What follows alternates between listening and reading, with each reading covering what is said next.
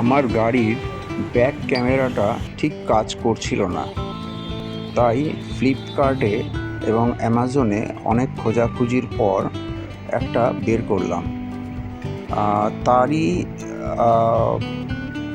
Unboxing আমি দেখাচ্ছি আজকে। এর পরের একটা ভিডিওতে আমি আমার ইউজার রিভিউটা দেব। তো দেখি আগে আনবক্সিং করে এর ভেতরে কি কি আছে। আমার ছেলে রায়ন এটা বক্সটা ওপেন করলো সিজার দিয়ে খুব সাবধানে।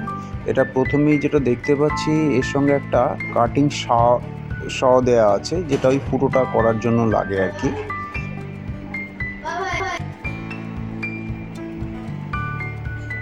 আচ্ছা, দেখি এটা কি।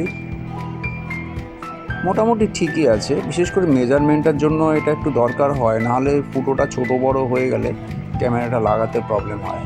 এটা হচ্ছে কানেক্টিং কেবিলটা, যেটা আপনার ড্যাশ ক্যাম থেকে একদম আপনার সামনের ডিসপ্লে পর্যন্ত, মাল্টিমিডিয়া ডিসপ্লে যেটা থাকে সেই পর্যন্ত যাবে। আর এটা হচ্ছে ক্যামেরাটা। ঘটনা প্রসঙ্গে বলে রাখি, আমি ফার্স্ট টাইম একটা অর্ডার করেছিলাম, যে ক্যামেরাটাতে আমি একটু ডিসপিউট পেয়েছি। মানে ওর কভারটা একটা দিকে ক্র্যাক ছিল, তো ওটা আমি ফেরত দিয়ে দিই। তো রিপ্লেসমেন্টে আবার এটা আসে। তো এটা আমি যেটা দেখলাম, এর মধ্যে কোনো ইস্যু নেই।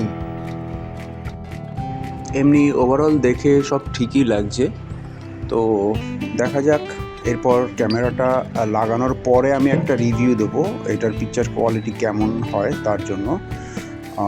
ভিডিওটা এখানেই শেষ করি। যাওয়ার আগে সবাইকে রিকোয়েস্ট করব লাইক এবং ফলো করার জন্য। আপনার লাইক এবং ফলোতে আপনার কিছু এসে যায় না, কিন্তু আমরা উৎসাহিত হই নতুন আরও কিছু ভিডিও নিয়ে আসার জন্য। সবাই ভালো থাকবেন, সুস্থ থাকবেন।